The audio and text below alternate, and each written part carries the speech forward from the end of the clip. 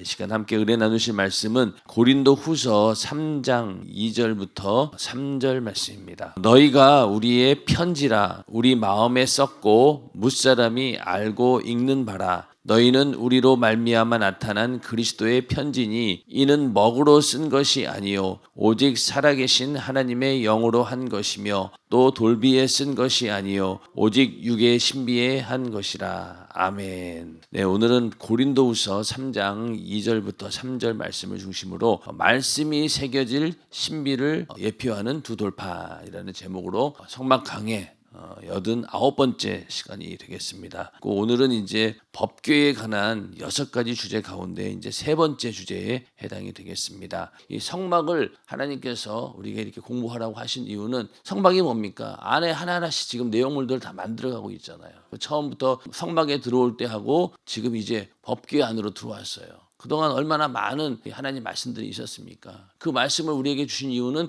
그렇게 만들어지라는 거죠. 우리도 법궤까지 이제 왔으니까 어느 정도는 이게 만들어져야 됩니다. 그렇게 해서 이제는 이 내면을 꽉꽉 채우셔야 돼요. 오늘은 신비를 말씀이 새겨질 신비를 예표하는 두 돌파이라는 제목인데, 하나님께서 모세에게 법궤와 함께 두라고 이르신 성물은 모두 3가지입니다. 증거판, 또 만나를 담은 금항아리, 그리고 아론의 쌍난 지팡이입니다. 하나님께서는 법궤 속에 증거판을 넣으라고 했습니다. 성경을 가만히 보면은 이 법궤 속에 넣으라고 한 것은 이 돌판밖에 없어요. 다른 것은 그 앞에다 두라고 했죠. 그래서 이 증거판은 돌판 2개로 하나님 말씀인 10계명이 기록되어 있습니다. 돌판 하나는 위로 하나님을 사랑하라는 계명을, 다른 하나는 아래로 이웃을 사랑하라는 계명을 의미합니다. 그래서 1계명부터 4계명까지는 어떻습니까? 하나님과의 관계 속에서 하나님을 너희가 경외하고 우상숭배하면 안 된다. 그런 내용들이 1계명부터 4계명까지 있고, 그 다음에 5번째부터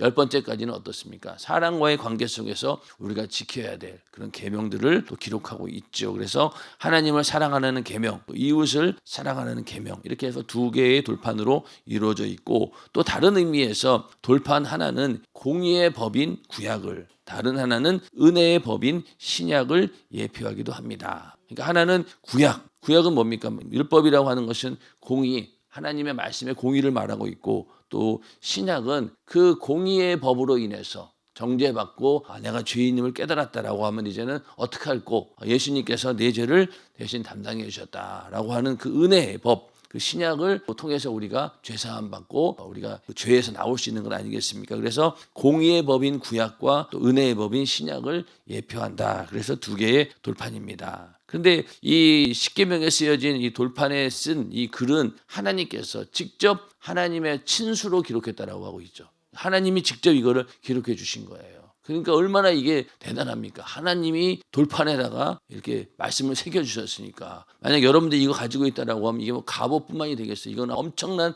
보물이 될 거예요. 그 정도로 돌판에다가 하나님께서 친히 기록을 해주신 거예요.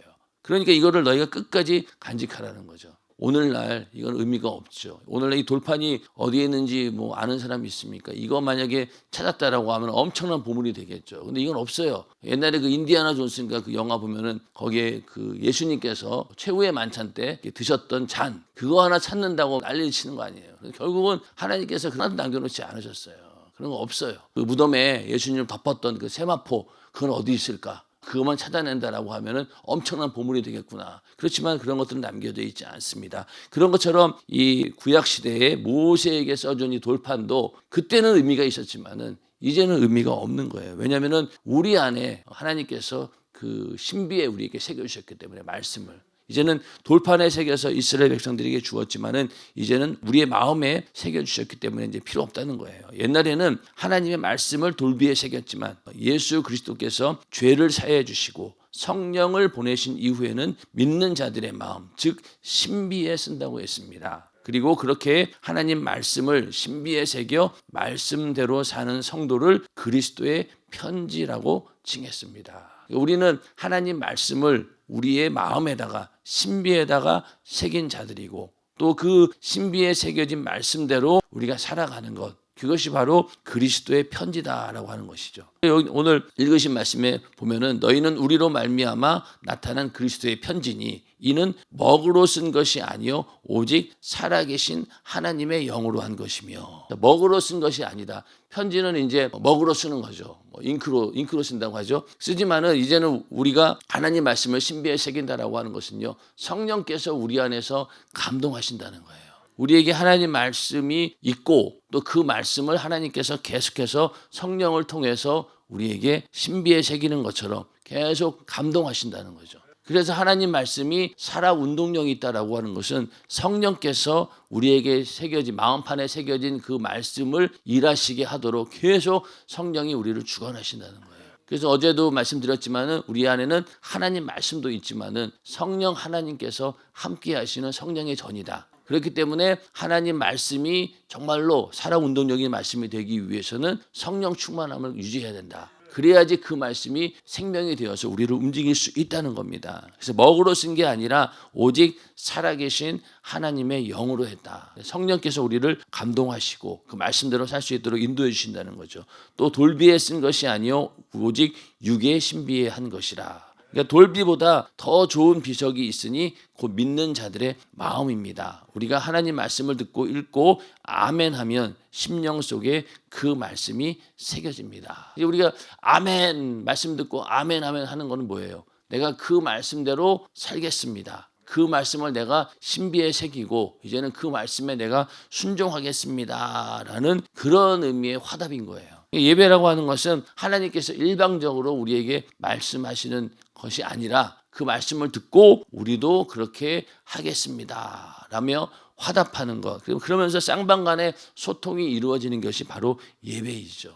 그래서 아멘 할 때 그 말씀이 이제 우리에게 새겨지는 거예요. 그러니까 아멘하고 안 하고의 차이가 있다는 거죠. 그러니까 우리 연세중앙교회는 막 아멘을 엄청 크게 합니다. 뭐 안 하면은 막 강요도 막 해요. 왜 아멘 안 하냐고. 그러면은 이거 뭐 아멘 내 마음이지 왜 강요하시나? 그렇지만은 아멘 할 때 어떻게 된다고요? 그 말씀이 나에게 새겨진다는 거예요. 어떻게든 이 여러분들의 심령 가운데 이 말씀이 새겨져야 된다는 거. 이게 굉장히 중요합니다. 여러분들 그래서 아멘 하면은 그 말씀이 내 안에 새겨진다라는 그런 믿음으로 아멘 하시길 바랍니다. 자, 과거에는 신비의 하나님의 말씀을 새기고 싶어도 하나님의 백성 이스라엘의 마음속에 죄가 가득해서 새길 수 없었습니다. 그러나 예수 그리스도께서 십자가에 못 박혀 피 흘리심으로 인간이 지은 죄를 사하시고 심령을 깨끗게 하셔서 보증으로 성령을 보내셨으니 이제 성령의 전이 된 깨끗한 심령 속에 거룩하신 하나님의 말씀을 새길 수 있게 되었습니다. 예전에는 이렇게 하나님께서 우리 신비에 말씀을 새기고 싶어도 안 되는 게 뭐냐면 죄 때문에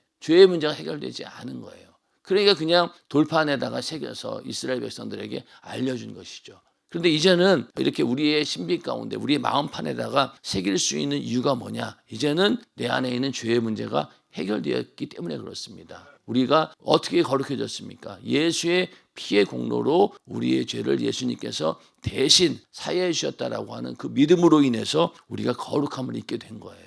여기다 이제 하나님께서 마음껏 거기다가 하나님 말씀을 새길 수 있다는 거죠. 그 전까지는 새길 수가 없는 거예요. 근데 이제 우리가 그렇게 예수의 피로 거룩해지고 또 보증으로 성령을 보내셨기 때문에 이제는 성령이 전이 되었다. 깨끗한 심령이 되었기 때문에 이제는 거룩하신 하나님 말씀을 마음껏 새길 수 있다라고 하는 겁니다. 그래서 이제는 우리 안에 하나님께서 계속 말씀을 주시고 성령으로 감동하시고 그렇게 해서 그 말씀이 실제로 살아있는 말씀이 되어서 나를 움직일 수 있도록 계속 하신다는 겁니다. 빌립이 예수께 하나님을 보여달라고 하자 예수께서 이렇게 말씀하셨습니다. 예수께서 가라사대 빌립아 내가 이렇게 오래 너희와 함께 있으되 네가 나를 알지 못하느냐. 나를 본 자는 아버지를 보았거늘 어찌하여 아버지를 보이라 하느냐. 나는 아버지 안에 있고 아버지는 내 안에 계신 것을 내가 믿지 아니하느냐. 내가 너희에게 이르는 말이 스스로 한 것이 아니라 아버지께서 내 안에 계셔 그의 일을 하시는 것이라. 내가 아버지 안에 있고 아버지께서 내 안에 계심을 믿으라. 그렇지 못하겠거든 행하는 그 일을 인하여 나를 믿으라. 이렇게 빌립에게 얘기했는데 사실은 이 말씀은요 그 당시 유대인들에게는 용납이 되지 않는 굉장히 불경스러운 말이고 또 신성 모독죄에 해당할 수 있는 그런 부분입니다. 왜? 육신을 입고 온 예수라고 하는 목수의 아들 주제가 내가 하나님의 아들이다. 또 나를 본 자가 하나님 아버지를 봤다라고 하니 어떻게 그 사람이 느꼈겠어요? 하나님은 한 분이시고 유일하신 분으로 알고 있는데 내가 하나님과 똑같은 자다라고 했으니 오늘날로 치면은 거의 내가 예수다라고 하는 거 똑같은 거예요. 그 정도로 유대인들에게는 용납되지 않는 그런 말씀이었어요.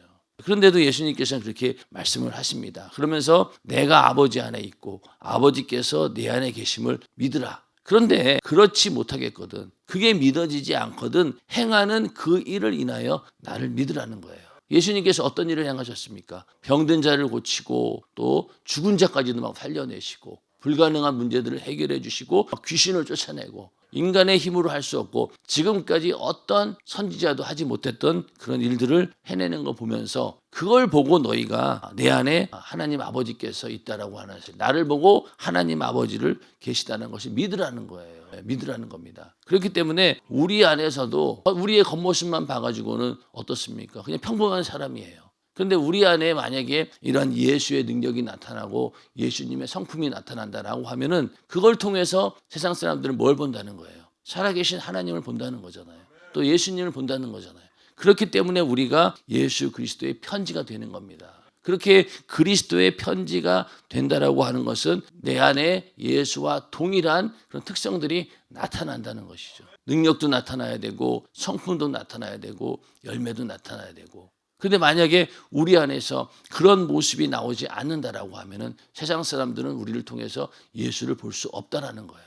그런데 어떤 사람들은 교회 내에서는 장로님이고 교회 내에서는 안수집사, 집사, 권사인데 밖에 나가서는 완전히 그게 아닌 거예요. 세상 사람들하고 똑같고 오히려 세상 사람들보다 더 악하게 행동하는 사람들이 많이 있다는 거예요. 그런 이중성 때문에 사람들은 예수 믿는 사람들에 대해서 신뢰하지 않고 거리를 두지 않는 겁니다. 그런데 교회 내에서도 그렇고 세상에 나가서도 똑같이 그런 모습이 보인다라고 했을 때 그게 바로 진정한 그리스도의 편지가 되는 것이죠. 그래서 내가 진실로 너희에게 이르노니 나를 믿는 자는 나의 하는 일을 저도 할 것이요 또한 이보다 큰 것도 하리니 이는 내가 아버지께로 가매니라. 자, 여기서 나를 믿는 자는 나의 하는 일을 저도 할 것이요. 예수님께서 했던 일들을 그대로 한다는 거예요. 그리고 또한 이보다 큰 것도 하리니 이는 내가 아버지께로 가매니라. 예수님께서 아버지께로 가시는데 어떻게 우리가 더 큰 일을 할 수 있겠냐고요. 생각해보면 예수님께서 지금 함께 계시고 제자들과도 함께 있기 때문에 그렇게 능력이 나타나고 그랬는데 예수님께서 이제 아버지께로 가시면은 오히려 예수님이 안 계시니까 그런 능력이 이제 더 없는 거 아니겠느냐 이렇게 생각할 수 있잖아요. 근데 여기 보면은 내가 아버지께로 가는 것이 유익인 이유가 뭘까요? 이제는 성령께서 우리 안에 직접 오시기 때문에 예수보다도 당신보다도 더 큰 일을 할 수 있다는 거예요. 그래서 예수님께서 떠나는 것이 가는 것이 유익이라는 겁니다. 근데 제자들 입장에서는 그렇지 않잖아요. 제자들 입장에서는 예수님께서 허무하게 십자가에 달려 돌아가시고 나서 그들이 모든 걸 다 잃어버린 거예요. 거기서 좌절하고 다시 그 업으로 돌아가고 원래 하던 그 생업으로 돌아갑니다. 그런데 하나님의 목적은 그게 아니죠. 그 이후에 마가다나 방에 성령이 임하면서부터 이 말씀이 그대로 이루어진 거예요. 오히려 예수님께서 가신 것이 우리와 함께 없는 것이 오히려 더 큰 유익이 되었는데 그것은 바로 무엇이냐? 각자의 심령 가운데 성령께서 임하셨다는 거. 지금도 우리가 예수님을 만나본 적도 없고 예수님을 만나고 어떤 사람은 막 예수님 뒷공문이만 봐도 그냥 대단한 것처럼 내가 평생 내가 예수님을 만났다라고 막 그게 평생 간증거리예요. 예수님의 뒤통수를 봤다는 거. 근데 지금 우리는 어떻습니까? 우리 안에 성령께서 와 계신 거예요. 그 얘기는 성령으로 우리가 하나님께서 우리 안에 계시고 또 주님께서 우리 안에 계시다는 얘기입니다. 그런데 우리가 그 환상을 통해서 예수님 머리털 하나 본 거 가지고 막 대단한 것처럼 여기는데 그거에 비할 게 아닌 거예요. 우리는 안에 이미 성령으로 하나님 오신 자들입니다. 인정하시면 아멘 하시기 바랍니다. 그러니까 우리는 그렇기 때문에 예수님께서 부활 승천하시고 나서 오히려 우리에겐 더 큰 유익이 된 거죠. 이방인인 주제인 우리가 우리 안에 성령을 모시게 되었으니까 이게 얼마나 큰 은혜입니까? 그래서 이렇게 내 안에 성령으로 하나님께서 계실 때 그 능력이 나타나게 되고 더 큰 일을 하게 된다는 거죠. 예수님께서 하신 일보다 우리는 더 큰 일을 할 수 있어요. 왜? 내 안에 성령께서 함께 하시기 때문에. 예수님께서는 이 땅에서 3년 반 동안의 공생애를 살았지만은 우리는 더 오래 살잖아요. 예수님보다. 공생의 기간이. 여러분들이 침례받고 성령 받고 지금 몇 년 흘렀습니까? 3년 반 이상 흘르신 분들 대부분이잖아요.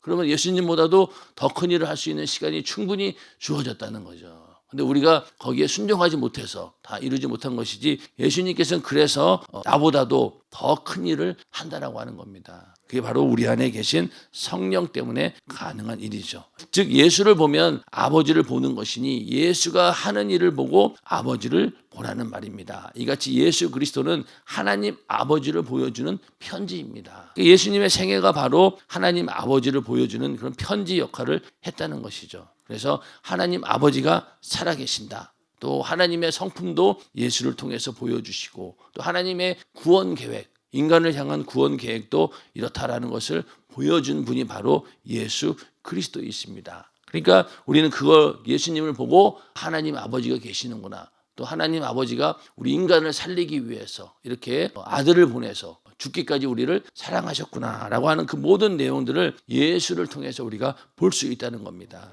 그래서 우리도 마찬가지로 내가 하는 행위를 보고 예수를 알아야 하고, 나를 보는 자는 예수를 보는 것 같아야 합니다. 아멘. 구약시대의 돌비에 새겨진 글자를 보고 계명을 주신 하나님의 심정을 알듯, 이제 누구든지 우리가 예수 안에서 하는 행동을 보면 우리 신비에 새겨진 예수 그리스도의 심정을 볼 수 있고 읽을 수 있습니다. 우리의 삶을 통해서 이제는 예수를 볼 수 있도록 해야 된다는 거죠. 왜? 예수님께서 그렇게 하셨기 때문에 우리도 똑같이 그 일을 해야 된다는 겁니다. 그 우리의 삶 가운데 이렇게 예수를 보여줘야 되고, 또 그 돌비에 새겨진 글자를 보고 계명을 주신 하나님의 심정을 알듯이, 자, 구약시대 사람들도 성경이 있었어요. 그 성경을 통해서 하나님의 심정을 깨닫는 것, 이게 제일 중요한 일이죠. 그러니까 깨닫지 못하니까 어떻습니까? 선지자를 보내가지고 깨달을 수 있도록 해석해주고 가르쳐주고, 이 말씀은 그게 아니야 라고 선지자를 통해서 계속 말씀해 주십니다. 자, 오늘날도 우리가 하나님 말씀을 눈으로 보죠. 성경이라고 하는 그 텍스트, 글자를 통해서 봅니다.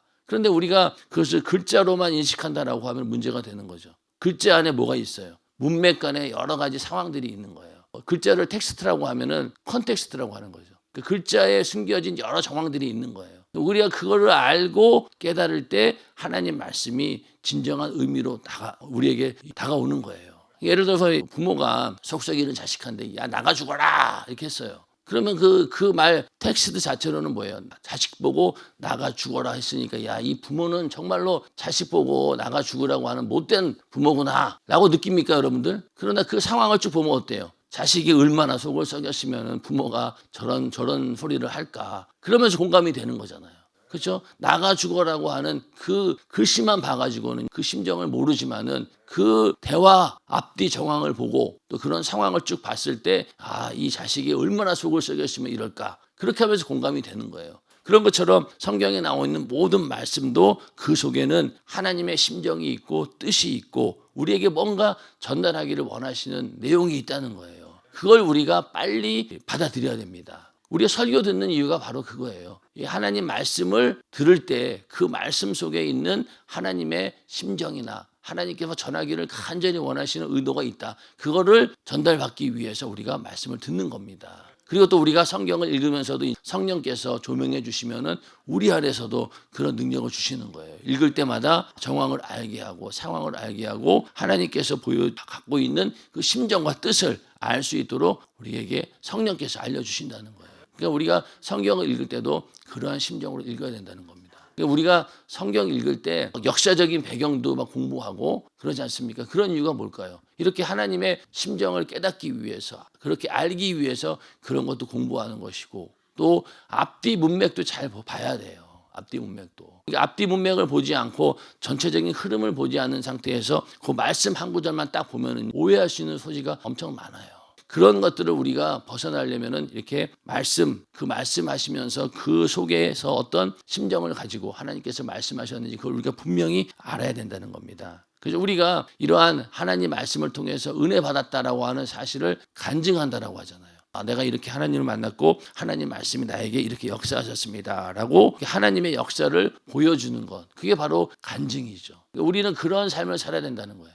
나를 통해서 이렇게 하나님이 역사하셨습니다, 또 예수님께서 나와 함께 하셨습니다, 이런 사실들을 우리가 삶을 통해서 보여줘야 된다는 겁니다. 지성소 법궤 안에 하나님 말씀을 새긴 증거판을 넣어두듯 예수 그리스도로 죄사함 받은 성도는 이제 하나님의 말씀을 내 심령에 넣어두어야 합니다. 아멘. 절대 신비에 기록한 주님의 심정을 무시하거나 변심해서는 안 됩니다. 그래야 하나님의 뜻대로 살 수 있습니다. 최후의 심판 때 하나님께서는 우리 속에 무엇이 있었는지를 보실 것입니다. 그러므로 우리는 주님 만나는 그날을 바라보고 내 마음에 기록된 하나님 말씀을 지키며 예수를 드러내는 그리스도의 편지로서의 역할을 잘 감당해야 합니다. 자, 우리가 마지막 심판을 받을 때 뭐가 있습니까? 생명책이라는 게 있죠. 생명책. 먼저는 그 생명책에 내 이름이 기록되어 있어야 돼요.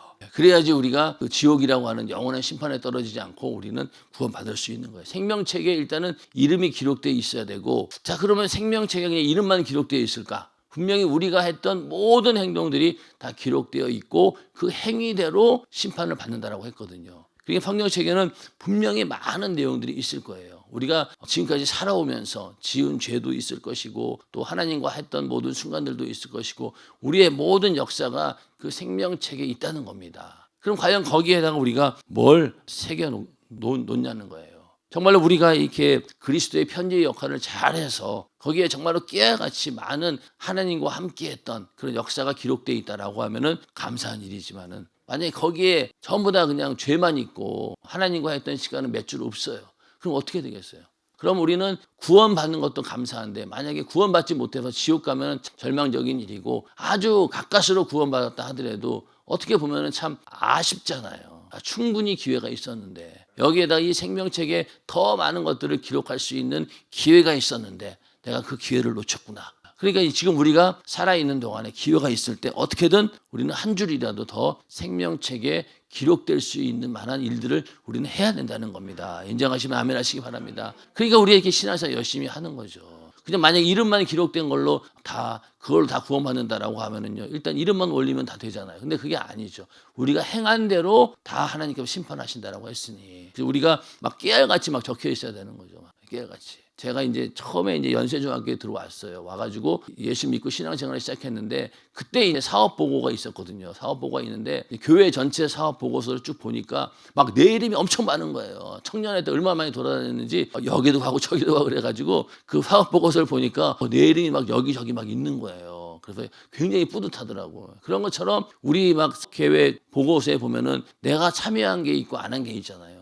그럼 거기에 다 내 이름이 들어있다라고 하면은요, 그게 그대로 생명책에도 기록되어 있다고 보면 되는 거죠.